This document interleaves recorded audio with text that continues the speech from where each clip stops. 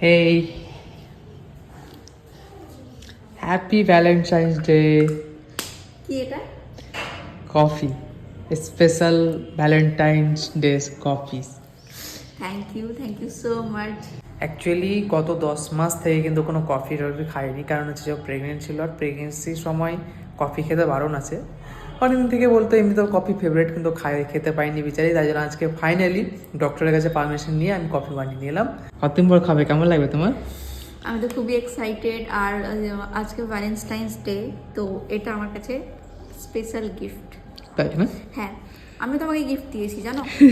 Yeah I know, thank you so much. ওর থেকে বড় গিফট লাইফে আর কোনোদিন, মানে এর থেকে বড় গিফট আর হবে না।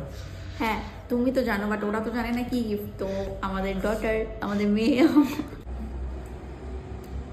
ওয়াও, দারুণ দারুণ লাগছে খেতে, চকলেটি ফ্লেভার, তাই না? হ্যাঁ।